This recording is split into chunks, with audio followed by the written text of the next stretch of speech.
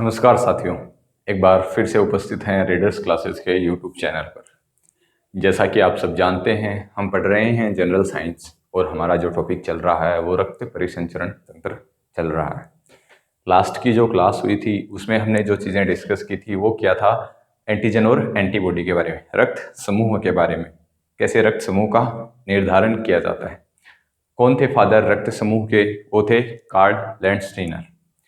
Landsteiner ने सबसे पहले 1902 में बताया था कि मनुष्य में जो रक्त है वो सब में समान नहीं, अलग अलग पाया जाता है। किस आधार पर? रक्त कणिकाओं में पाई जाने वाली एंटीजन और एंटीबॉडी के आधार पर। रक्त के प्रमुख प्रकार बताए थे उन्होंने 4। अब देखो कैसे रक्त समूह का निर्धारण होता है, वो तो हम कैसे देखते हैं, माइक्रोस्कोप से जब देखा जाता है प्रयोगशाला में। किससे? माइक्रोस्कोप से। WBC की जो संरचना है उस संरचना में क्या है, जब एंटीबॉडी और एंटीजन पाए जाते हैं, जैसे एंटीजन पाया गया A तो उसका रक्त समूह कौन सा हो जाएगा? A। जबकि अगर किसी की रक्त कणिका के ऊपर B एंटीजन पाया गया तो उसका रक्त समूह हो जाएगा B। अगर कोई एंटीजन नहीं पाया गया तो उसका रक्त समूह हो जाएगा O। ठीक है, ऐसे रक्त समूह का हमने निर्धारण किया था। अब रक्त समूह की आनुवांशिकता को आज हम समझेंगे कि कैसे माता पिता से हमारे जो बच्चे होते हैं, जैसे माता पिता हैं, किसी की मम्मी का जो ब्लड ग्रुप है मान लो वो O है, किसी के पापा का जो ब्लड ग्रुप है वो है A, तो उनके बच्चों के जो रक्त समूह है वो कौन कौन से हो सकते हैं, उसकी क्या संभावनाएं हैं। जैसे बच्चे का रक्त A, B, O कितने % होने की संभावना है कि उस बच्चे का रक्त समूह A होगा या B होगा या O होगा। तो आज हम क्या पढ़ेंगे? रक्त समूह की आनुवांशिकता है। देखो हमारे जो मम्मी पापा होते हैं उनसे क्या आते हैं? लक्षण आते हैं। और लक्षण कैसे आते हैं ये मैंने आपको बताया कि कोडिंग होती है डीएनए की। त्रिक से हरिगोविंद खुराना जो वैज्ञानिक थे भारतीय, उन्होंने सबसे पहले बताया था कि जेनेटिक कोड कौन होते हैं? 3 होते हैं जेनेटिक कोड, TCG। ठीक है, ATGC। ये नाइट्रोजनी क्षारक था, एडेनिन, थाइमिन, ग्वानिन और साइटोसिन, इनको बताया था। और इनसे क्या होता है, डीएनए में कैसे निर्माण होता है, डीएनए का सूचना जाती है कहाँ से? मैंने बताया था आपको, क्रोमोसोम का जो निर्माण होता है वो प्रोटीन से होता है, उसके ऊपर जीन पाए जाते हैं, जीन में क्या होता है, त्रिक पाए जाते हैं, जैसे ATG का त्रिक पाया जाएगा, उसमें सूचना होती है कि ऐसे ऐसे शरीर का निर्माण करना है। तो हमारे जो गुण आते हैं, लक्षण आते हैं, वो किससे आते हैं? मम्मी पापा से आते हैं। तो मम्मी पापा से क्या हमारे लक्षणों का स्थानांतरण होता है। जैसे किसी की मम्मी का बिहेवियर अग्रेसिव हो तो उसकी बेटी बहुत गुस्सैल प्रवृत्ति की होती है। तो मम्मी पापा से गुण आते हैं, वो काय पे आते हैं? गुणसूत्रों पे। सबसे पहले मम्मी पापा से गुण आएंगे काय पे? गुणसूत्रों पे। गुणसूत्र काय के बने होते हैं? डीएनए RNA के छोटे छोटे सेगमेंट होते हैं और प्रोटीन के बने होते हैं। गुणसूत्रों पे कैसे होते हैं? जीन स्थित होते हैं। जैसे मैंने आपको बताया था, ये गुणसूत्र की संरचना है और एक गुणसूत्र के ऊपर लगभग 300 से लेकर 3000 तक जीन हो सकते हैं। ठीक है, और फिक्स एक जीन होता है, उसमें क्या होती है, इंफॉर्मेशन होती है कि ये वाला किस चीज के लिए रिस्पॉन्सिबल है, ये वाला किस चीज के लिए रिस्पॉन्सिबल। ये परमात्मा की क्रियाएं होती हैं, प्रतिक्रियाएं। जैसे हम कोई भी इमेज देखते हैं, फोन में फोटो खींचते हैं, तो उस फोटो की क्या एक कोडिंग होती है।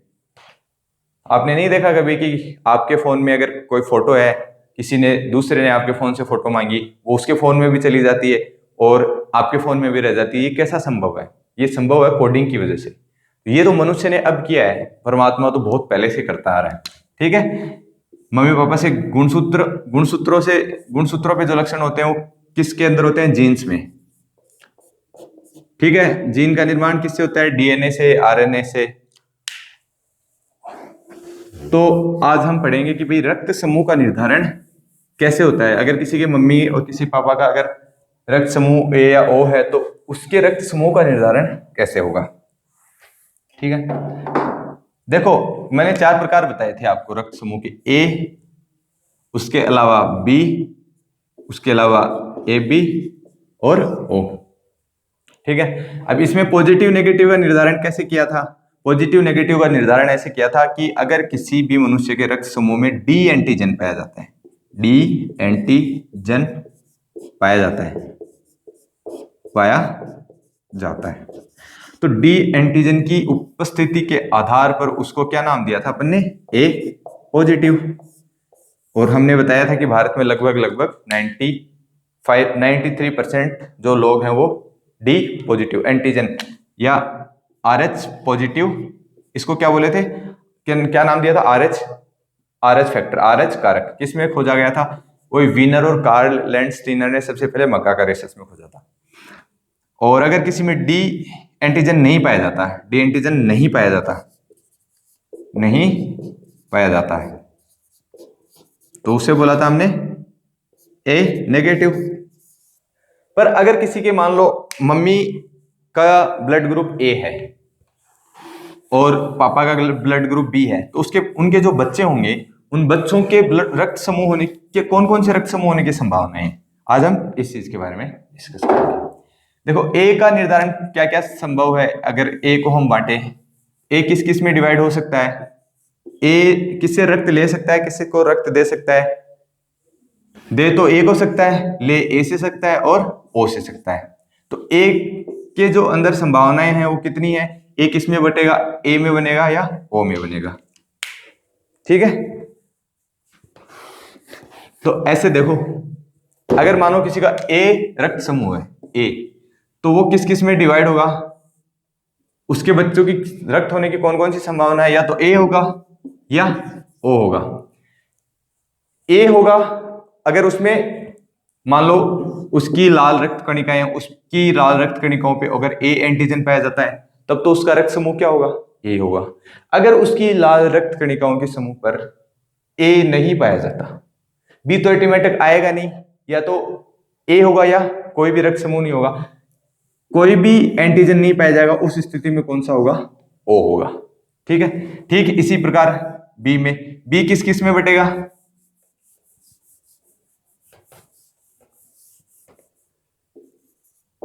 बी बनेगा या तो बी या ओ। ए बी किस में डिवाइड होगा,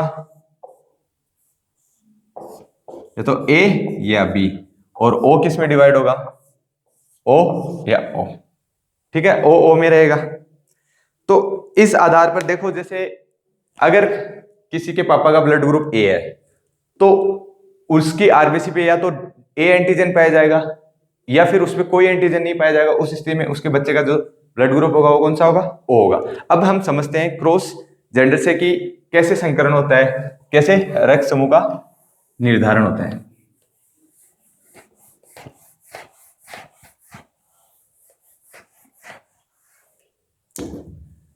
देखो क्वेश्चन आपको दिया है, जैसे मानो कि जनक माता और पिता हैं, तो जनक माता का तो ब्लड ग्रुप मान लो ए है और पिता का जो ब्लड ग्रुप है वो है बी, तो इनके बच्चों का ब्लड ग्रुप क्या क्या होने की संभावना है। ए अगर व्यक्ति का माता का ब्लड ग्रुप है तो उसके बच्चों की संभावनाएं क्या क्या हो सकती हैं, माता का रक्त किस किस में प्रभावित होगा, अगर उसमें ए एंटीजन पाया जाता है तो उसका ब्लड ग्रुप या तो ए होगा या ओ होगा, और पिता का अगर बी है तो बच्चों का या तो बी होगा या ओ होगा। अब देखो ए, ओ, बी और ओ, चार ब्लड ग्रुप है, तो इसमें अगर ए और बी मिलेंगे तो रक्त समूह कौन सा बनेगा, ए बी, ठीक है। अगर ओ और ए मिलेंगे तो रक्त समूह कौन सा बनेगा, ओ, क्योंकि इस पे ए और बी दोनों एंटीजन पाए जाएंगे तो रक्त समूह ए बी हो जाएगा, इस पे केवल ए एंटीजन पाया जाएगा तो रक्त समूह ए हो जाएगा। फिर यहां देखो, अगर ए और बी मिलेंगे तो यहां रक्त समूह कौन सा होगा, ये तो हो गया ना, ए और बी मिलेंगे तो बी और ओ मिलेंगे तो रक्त समूह कौन सा होगा, बी एंटीजन के कारण इसका रक्त हो जाएगा बी, और ओ मिलेंगे तो यहाँ कोई एंटीजन नहीं है, इस वजह से इसका रक्त हो जाएगा ओ। तो चलो माना अगर उनके एक जैसे पुत्र रत्न की प्राप्ति होती है, लड़का हुआ, तो लड़के का जो ब्लड ग्रुप है वो कौन कौन सा होने की संभावना है, 25% संभावना देखो टोटल 100% होता है, 100% में 4 भागों में डिवाइड हो रहे हैं। 25% ए बी होगा, 25% बी होगा, 25% ए होगा, 25% ओ होगा। ठीक है, अगर यहाँ मान लो इधर ए होता, इधर होता, उधर बी होता, उधर बी होता, तो 50-50% हो जाते दोनों। तो 25% संभावना है कि उनके बच्चों का ब्लड ग्रुप कौन सा हो, ए बी हो। 25% संभावना है ए हो, 25% संभावना है बी हो, 25% संभावना है ओ। ऐसे रक्त समूह का निर्धारण होता है। और एग्जाम्पल ले लेते हैं एक आधा। जैसे मानो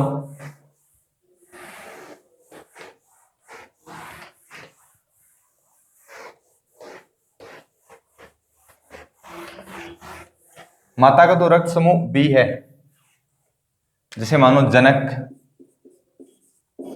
जनक पिता का रक्त समूह क्या है, पिता तो है बी। पॉजिटिव नेगेटिव का जो निर्धारण होता है वो डी एंटीजन की उपस्थिति के आधार पर होता है। अगर किसी में डी एंटीजन पाया जाता है तो उसका ब्लड ग्रुप डी पॉजिटिव होगा, अगर नहीं पाया जाता तो उसका नेगेटिव होगा। ठीक है, ये बात आप ध्यान रखना। और माता का जो ब्लड ग्रुप है वो है ओ, मानो। अब देखो एंटीजन की उपस्थिति के आधार पर बी किस किस में, या अगर एंटीजन पाया जाएगा तो बी का कौन सा पॉसिबल हो सकता है, बी, और एंटीजन नहीं पाया जाएगा तो बच्चों का कौन सा हो सकता है, ब्लड ग्रुप ओ। ठीक इसी प्रकार ओ किस में डिवाइड होगा, क्योंकि इसमें कोई एंटीजन नहीं पाया जाएगा तो ये ओ और ओ में डिवाइड होगा। अब दोनों बी और ओ मिलेंगे तो कौन सा रक्त समूह बनेगा, इसका बनेगा बी। ठीक इसी प्रकार अगर बी और ओ मिलेंगे तो रक्त समूह कौन सा बनेगा, बी। अब बी और ओ का तो मेल हो गया। अब देखो ओ अगर मिलेंगे तो रक्त समूह बनेगा ओ। और ठीक इसी प्रकार यहां भी ओ और ओ मिलेंगे तो रक्त समूह बनेगा ओ। तो देखो यहां कितनी परसेंट संभावना है कि बच्चों का ब्लड ग्रुप 50% तो देखो बी भी है और 50% ओ है ना। 50% संभावना है कि बच्चों का रक्त समूह बी पाया जाएगा, जबकि 50% संभावना है कि बच्चों का रक्त समूह ओ होगा। ठीक है, तो ये ऐसे निकालते हैं, रक्त समूह का जो निर्धारण है वो ऐसे किया जाता है। इसके बाद जो चीजें हैं वो एंटीजन और एंटीबॉडी से रिलेटेड कुछ क्वेश्चंस हैं, और क्या सीरम होता है, फाइब्रिनोजन प्लाज्मा के बारे में कुछ क्वेश्चंस हैं, और कैसे रक्त के घटकों का पृथक्करण किया जाता है, उन सब चीजों के बारे में हम थोड़ा पढ़ लेते हैं। फिर अपना जो टॉपिक है रक्त परिसंचरण तंत्र वो कंप्लीट हो जाएगा। यहां से निकाल लेना। और जैसे मान लो अगर ब्लड ग्रुप ए हो जाए, ओ ही रहे, तो ये ए में कन्वर्ट हो जाएगा, ये ए में कन्वर्ट हो जाएगा, ये ए में कन्वर्ट हो जाएगा, ये हो जाएगा। ठीक है, ऐसा 50% संभावना पिता का अगर ए हो। अगर मान लो पिता का ब्लड ग्रुप ओ हो, माता का ब्लड ग्रुप ए बी हो, माता का ब्लड ग्रुप ए बी हो, तो ओ और ए बी का जो मिलान होगा, जैसे ये क्या हो जाएगा, ये ओ में कन्वर्ट होगा, ये ए बी में कन्वर्ट होगा, ये ए बी में, ये ए में और बी में, क्योंकि उसमें ए एंटीजन और बी एंटीजन दोनों पाए जा सकते हैं। ठीक है, अब देखो ए का और ओ का मेल होगा तो यहाँ क्या बनेगा, ए बनेगा, जबकि ए का बी का और ओ का मेल होगा तो यहाँ बनेगा, क्या बनेगा, यहाँ बनेगा बी बनेगा। बी का और ओ का मेल होगा तो यहाँ बी बनेगा। ठीक इसी प्रकार ए का और ओ का मेल होगा तो यहाँ ए बनेगा, जबकि ए का और बी का मेल होगा तो यहाँ बी बनेगा। 50% तो देखो ए आ गया, 50% बी आ गया।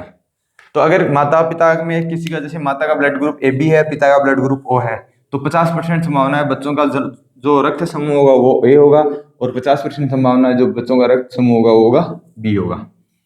और इसका मैंने आपको बताया है अभी कि किस आधार पर हम रक्त समूह के पॉजिटिव और नेगेटिव का निर्धारण करते हैं, वो करते हैं डी एंटीजन के आधार पर। और डी एंटीजन सबसे पहले किस में खोजा गया था, मकाका रिसस बंदर में खोजा गया था। ठीक है, ये एग्जाम में क्वेश्चन पूछे जाते हैं।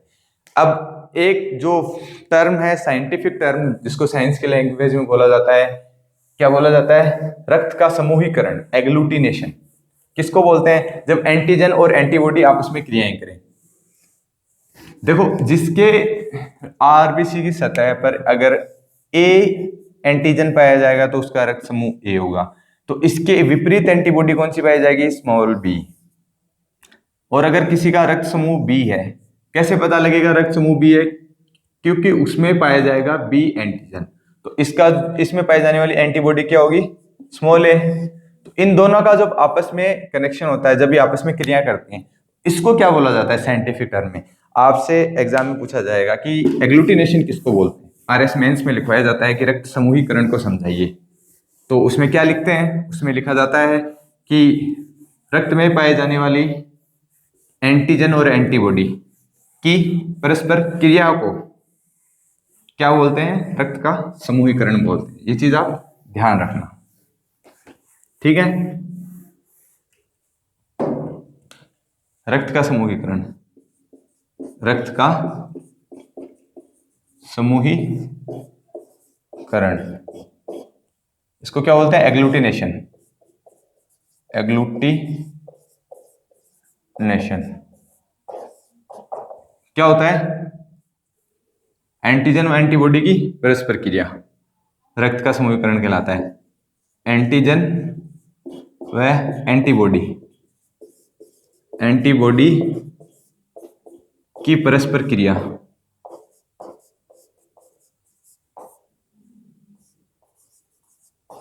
क्रिया रक्त का समूहीकरण कहलाती है। समूहीकरण कहलाती है, ठीक है। क्या कहलाता है, एंटीजन और एंटीबॉडी का अध्ययन।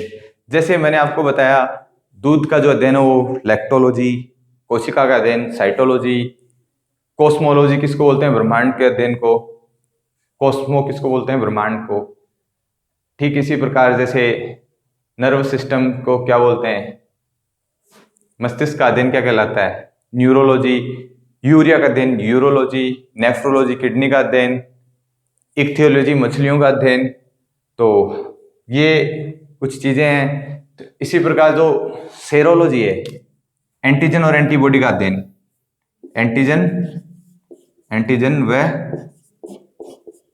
एंटीबॉडी का अध्ययन, बॉडी का अध्ययन क्या कहलाता है, बॉडी का अध्ययन सेरोलॉजी कहलाता है। लॉजी का मतलब होता है अध्ययन करना किसी भी चीज का।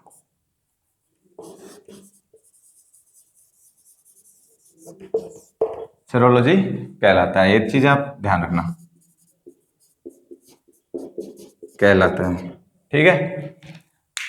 अब देखिए, एक पदार्थ होता है जिसको सीरम बोलते हैं। आपने कभी देखा होगा, जैसे कभी चोट लग जाती है, हमारे कभी भी मनुष्य के शरीर में चोट लगती है तो एक खरोंठ आता है, उससे पहले एक पीला पीला पदार्थ, जैसे एक होता है सीटीबीटी। सीटी का मतलब होता है क्लोटिंग टाइम, रक्त का बहना। जब हमारे कभी चोट लगती है तो रक्त कितनी देर तक बहता है, उसको बोलते हैं सीटी। साइंटिफिक लैंग्वेज, साइंस की भाषा में इसको यूज किया जाता है। सीटीबीटी क्या है, इनका सीटीबीटी की जांच होती है। तो क्लोटिंग टाइम होता है जनरली कितना होता है, क्लोटिंग टाइम सी टी। सी का मतलब क्लोटिंग, टी का टाइम। क्लोटिंग का मतलब होता है रक्त का थक्का बनना। रक्त का थक्का बनने का टाइम कई बार एग्जाम में पूछ लिया जाता है। सीटी किसको बोलते हैं, क्लोटिंग टाइम, और बीटी बोलते हैं bleeding time, bleeding time. Beating का मतलब होता है ब्लडिंग टाइम। कभी भी चोट लगी तो चोट लगने के बाद में कितनी देर तक हमारा रक्त बहा, कितनी देर तक खून निकला, उसको बोलते हैं ब्लीडिंग टाइम। ब्लीडिंग हो रही है उसके बंदे के। और क्लोटिंग टाइम होता है कि रक्त बहने के बाद कितनी देर बाद में मनुष्य का थक्का बना, खून का, मनुष्य के शरीर में खून का थक्का बना। तो ये भी कई बार एग्जाम में पूछ लिया जाता है। क्लोटिंग टाइम तो होता है, ब्लीडिंग टाइम होता है पहले, जब मनुष्य के चोट लगती है तो वो उसको बोलते हैं ब्लीडिंग टाइम। ये होता है लगभग 3 से 5 मिनट तक। 3 से 5 मिनट टाइम, 3 से 5 मिनट तक तो होता है ब्लीडिंग टाइम, बाकी 6 से और 8 मिनट तक होता है क्लोटिंग टाइम। ये कई बार एग्जाम में पूछ लिया जाता है। तो सीरम, जब भी हमारे कभी चोट लगती है उसके बाद क्या होता है, रक्त का थक्का बन गया, फिर क्या उसे एक पीला पीला सा पदार्थ निकलता है। आपने कभी देखा हो, कई बार देखना आपने देखा हो कहीं भी आपके लगी हुई है तो उसमें क्या होता है, पीला सा पदार्थ निकलता है। उस पीले पदार्थ को क्या बोला जाता है, सीरम बोला जाता है। चूंकि मैंने बताया हमारे शरीर के अंदर जितना भी कुल रक्त पाया जाता है उसमें 55% प्लाज्मा पाया जाता है। तो जो प्लाज्मा है, प्लाज्मा में मैंने आपको बताई कि प्रोटीन पाई जाती है 7% कुल प्लाज्मा की। उसमें एक फाइब्रिनोजन नाम की प्रोटीन बताई थी मैंने, 4 प्रोटीन बताई थी। कौन कौन सी थी आप बताइए? प्रोथ्रोम्बिन, फाइब्रिनोजन, एल्बुमिन और ग्लोबुलिन। एल्बुमिन और ग्लोबुलिन का क्या कार्य बताया था? प्रोथ्रोम्बिन और फाइब्रिनोजन का क्या कार्य बताया था? प्रोथ्रोम्बिन और फाइब्रिनोजन का मैंने कार्य बताया था कि ये रक्त के थक्के का निर्माण करती है ना। और ग्लोबुलिन और एल्बुमिन मैंने बताया था प्रतिरक्षा तंत्र में सहायक, हमारे शरीर में प्रतिरक्षा तंत्र को मजबूत करती हैं। तो सीरम किसको बोलते हैं? ये एक बार एग्जाम में पूछा गया था। सीरम क्या होता है? सीरम बताया मैंने आपको क्या होता है। सीरम होता है जब भी चोट लगती है तो उसके दौरान रक्त रुकने के बाद में कभी पीला पीला, आप देखना अभी अगर कभी आपकी चोट लगे तो एक पीला सा पदार्थ निकलता है, उसको सीरम बोला जाता है। तो सीरम किसको बोलते हैं? Plasma, plasma minus fibrinogen, fibrinogen. अगर प्लाज्मा में से फाइब्रिनोजन प्रोटीन को निकाल दिया जाए तो उसको क्या बोलते हैं? फाइब्रिनोजन निकाल दिया जाए तो उसको क्या बोलते हैं? सीरम बोला जाता है।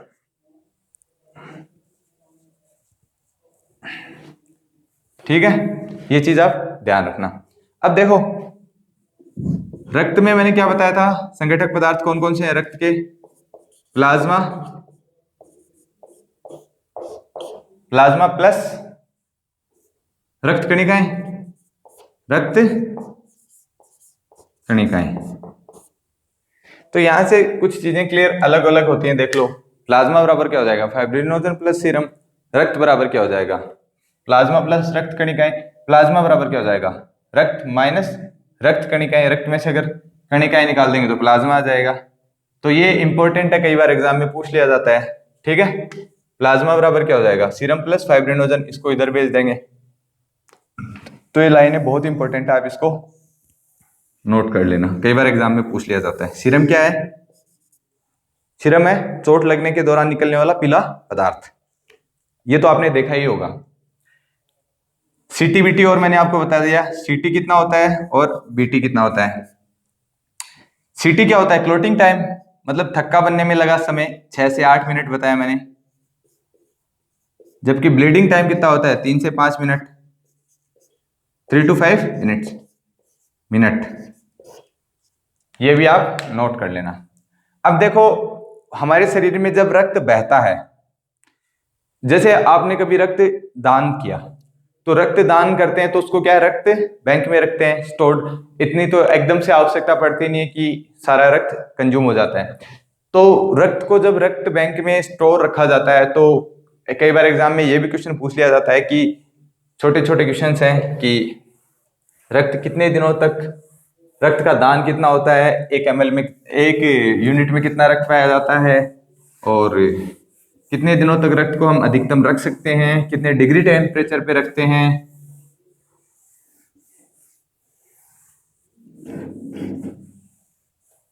देखो 1 यूनिट में कितना ब्लड होता है ये ध्यान रखना। एक तो 1 यूनिट में 350 ml, 350 ml। 250 ml कितना होता है?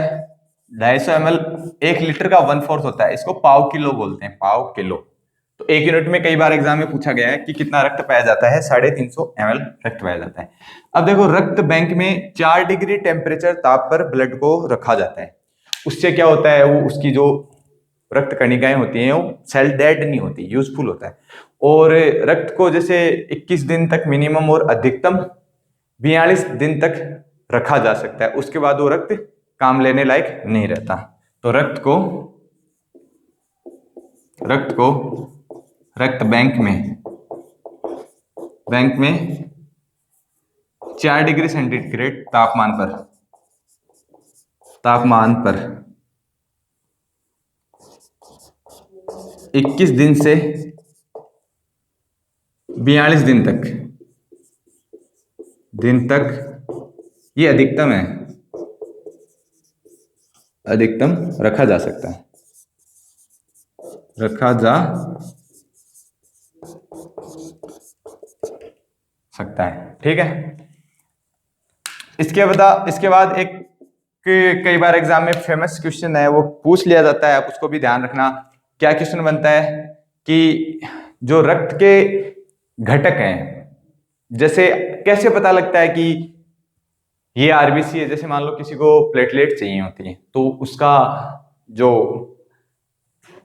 अलग पृथक्करण है वो किस आधार पर किया जाता है, ये कई बार एग्जाम में पूछ लिया जाता है। तो 3 क्वेश्चन बनते हैं यहां से अपकेंद्रण के सिद्धांत के, सेंट्रीफ्यूगेशन के कॉन्सेप्ट पर, द कॉन्सेप्ट ऑफ सेंट्रीफ्यूगेशन। क्या क्या क्वेश्चन बनते हैं? एक तो क्वेश्चन बनता है कि जो दूध से मलाई या क्रीम अलग करते हैं, जैसे दूध है, दूध से मशीन है, मशीन चलती है तो गोल गोल घूमती रहती है, राउंड एंड राउंड घूमती है। घूमने से क्या होता है, उसके जो सब्सटेंस, हल्के सब्सटेंस रह जाते हैं, भारी अलग निकल जाते हैं। तो वॉशिंग मशीन के अंदर जो कपड़े हैं, कपड़ों से मैल का निकलना, दूध से क्रीम का निकलना या रक्त के घटकों का अलग होना अपकेंद्रण के सिद्धांत पर कार्य करते हैं। मशीन है वो गोल गोल उसको लगातार घुमाएंगे, तो जो जैसे मान लो ये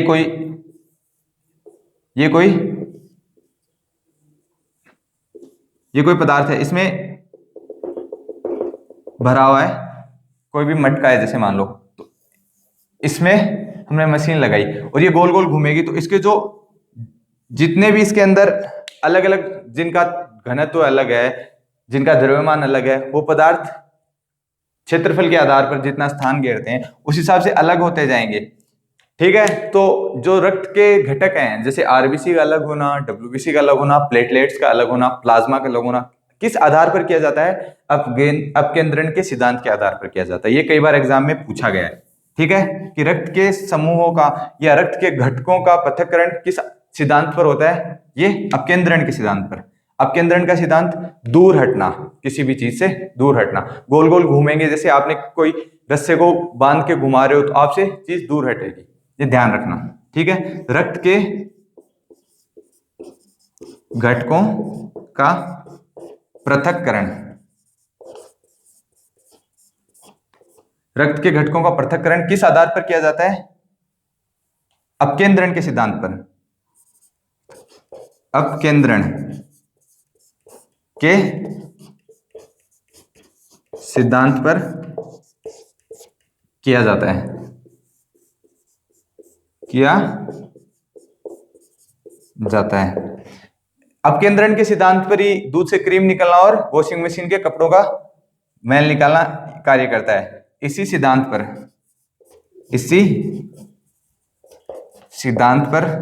क्या क्या होते हैं? दूध से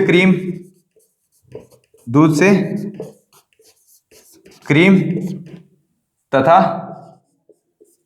कपड़ों से मैल निकलता है, कपड़ों से मैल निकलता है। ये चीज आप ध्यान रखना। ठीक है, अब देखो प्लाज्मा अलग करते हैं, तो रक्त से प्लाज्मा को अलग करने की जो क्रिया उसको प्लाज्मा फेरोसिस बोला जाता है। ये एक साइंटिफिक टर्म है, ये कई बार एग्जाम में पूछ ली जाती है। अब यहां तक देखो हमने ये चीजें डिस्कस कर ली हैं। एक ये लाइन और लिख लो आप कि रक्त से प्लाज्मा का अलग करना, प्लाज्मा को अलग करना प्लाज्मा फेरोसिस कहलाती है, प्लाज्मा फेरोसिस कहलाता है।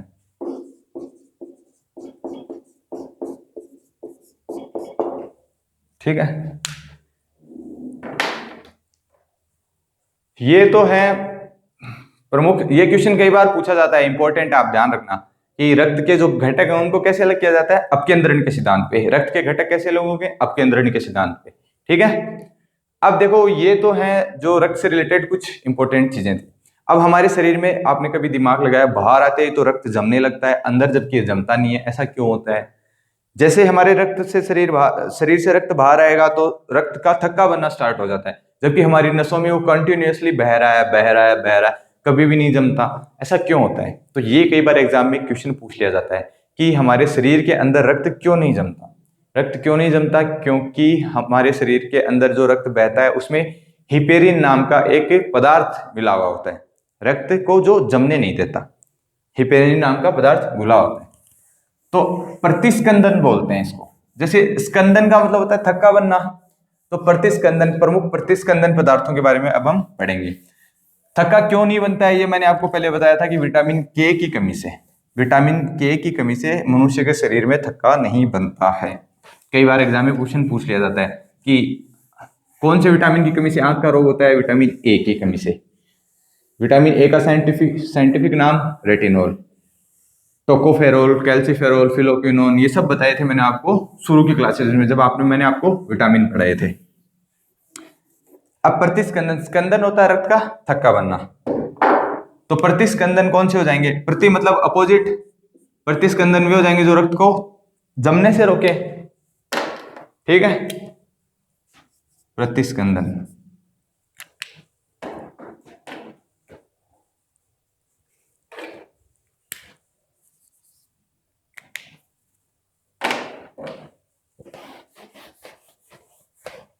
वे पदार्थ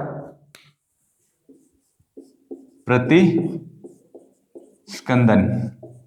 स्कंदन का मतलब होता है कोगुलेशन, कोगुलेटिंग, जमना, ठीक है, एंटीकोगुलेंट, एंटीकोगुलेंट सब्सटेंस, प्रतिस्कंदन पदार्थ। कौन कौन से होते हैं प्रतिस्कंदन पदार्थ, वे पदार्थ जो रक्त को जमने से रोकते हैं,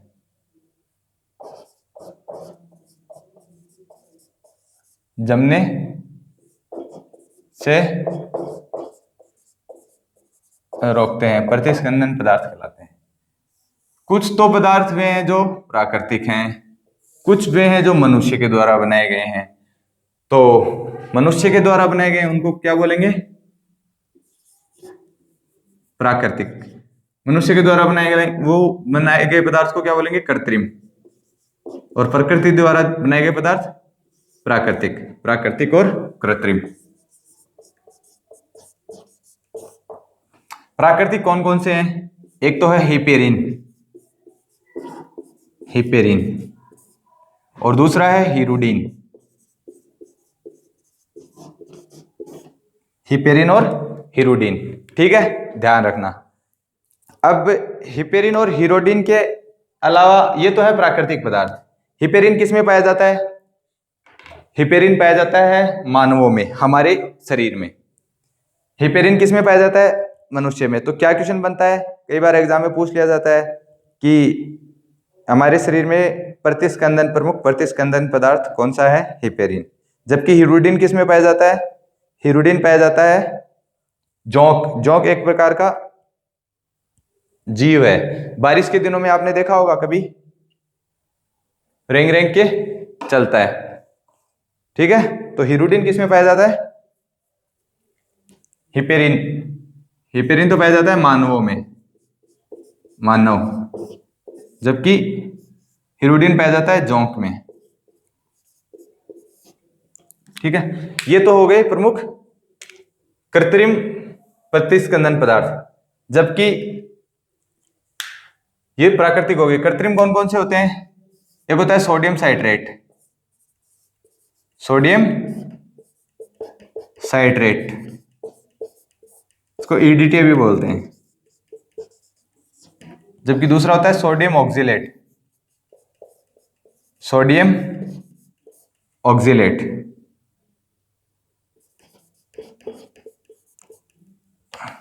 सॉरी ऑक्जिलेट को ईडीटी बोला जाता है, सोडियम ऑक्जिलेट, इसको क्या बोला जाता है, ईडीटी। ये प्रमुख प्रतिस्कंदन पदार्थ है। सी, इसका फॉर्मूला होता है C10H16, C10H16N6O8। कोई एग्जाम में नहीं पूछेगा, ये स्पेसिफिकेशन हो जाता है केमिस्ट्री का, पर फिर भी बता दिया। सोडियम ऑक्जिलेट को ईडीटी बोला जाता है, ठीक है। कृत्रिम प्रतिस्कंदन पदार्थ कौन से हैं, सोडियम साइट्रेट, सोडियम ऑक्जिलेट। इनका प्रमुख प्रयोग कहां किया जाता है, इनका उपयोग किया जाता है कहां पर, रक्त बैंक में। क्यों, क्योंकि जब हम रक्त को डोनेट करते हैं तो रक्त जम जाएगा।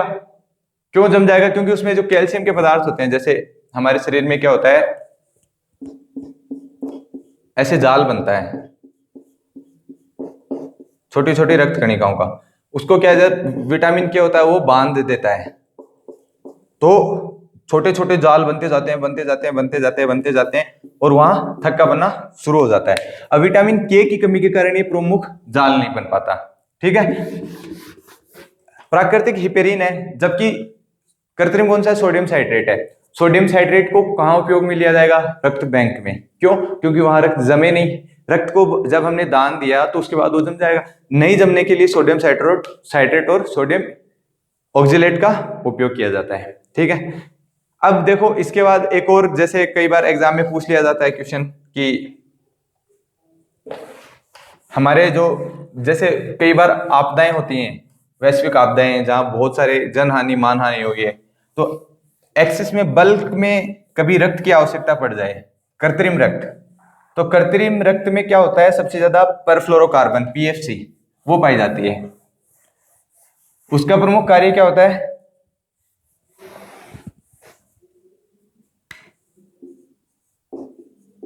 कृत्रिम रक्त।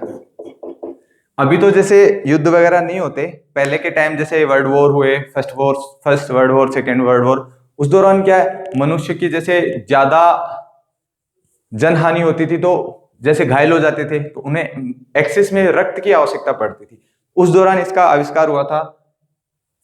क्या पाया जाता है इसमें ऐसा, देखो मैंने आपको बताया कि हमारे शरीर में क्या होता है, आरबीसी में हीमोग्लोबिन पाया जाता है, और उसके केंद्रक में पाया जाता है आयरन धातु। हीमोग्लोबिन का जो प्रमुख कार्य होता है वो ये होता है कि वह ऑक्सीजन के साथ जुड़ने की जो प्रवृत्ति होती है, बॉन्ड बनाने की, वो अच्छी होती है। तो हीमोग्लोबिन से ऑक्सीजन जुड़ जाती है फेफड़ों में, और हीमोग्लोबिन हमारे शरीर में जैसे रक्त पंप करता है शुद्ध रक्त को हृदय, तो हर शरीर के हर अंग में शुद्ध रक्त प्रवाहित होती है, और उस वजह से हम कार्य कर पाते हैं। तो कृत्रिम रक्त में क्या होता है, पीएफसी, परफ्लोरोकार्बन। इसमें भी क्या होता है, जो कार्बन, जैसे पीएफसी परफ्लोरोकार्बन में रक्त ऑक्सीजन से जो क्रिया करने की टेंडेंसी होती है, ऑक्सीजन के साथ बॉन्ड बनाने की जो प्रवृत्ति होती है, वो कहीं ज्यादा होती है हीमोग्लोबिन से। इस वजह से इसको कृत्रिम जो रक्त है, इसका उपयोग कब किया जाता है, वैसे जब कोई आपदा हो, कोई दुर्घटना हो जाए, उस दौरान उपयोग किया जाता है। तो एक बार एग्जाम में पूछा गया था कि कृत्रिम रक्त में क्या पाया जाता है, इसमें क्या पाया जाता है, परफ्लोरोकार्बन, इसमें पीएफसी परफ्लोरोकार्बन पाया जाता है, पाया जाता है। परफ्लोरोकार्बन की जो प्रवृत्ति होती है ऑक्सीजन से जुड़ने की, हीमोग्लोबिन से भी ज्यादा होती है। तो ये प्रमुख क्वेश्चंस थे, कुछ बातें थी रक्त परिसंचरण तंत्र से रिलेटेड। आज हमारा रक्त परिसंचरण तंत्र कंप्लीट हो गया है, हम बहुत धीरे पढ़ रहे हैं, तो आगे की क्लासेस देखो हम थोड़ा तेज चलेंगे, क्योंकि आपका कोर्स भी कंप्लीट करवाना है। अब आगे की जो क्लासेज हैं, तंत्रिका तंत्र बचा हुआ है, अंतःस्रावी तंत्र बचा हुआ है, उसके अलावा प्रजनन तंत्र बचा हुआ है, और उसके अलावा अपने पास क्या क्या बचे हुए हैं, आंख बची हुई है, और कंकाल तंत्र बचा हुआ है। 5-6 टॉपिक तो बायोलॉजी के बचे हुए हैं, और उसके बाद में अपन स्टार्ट करेंगे केमिस्ट्री या फिर एनवायरनमेंट। तो रक्त की सारी क्लासेस देखना, हृदय रक्त परिसंचरण तंत्र से अगर कोई क्वेश्चन आता है तो इससे बाहर नहीं जाएगा, आपका हर क्वेश्चन सही होगा। बने रहिए रीडर्स परिवार के साथ, आज के लिए इतना ही काफी है। Have a good day.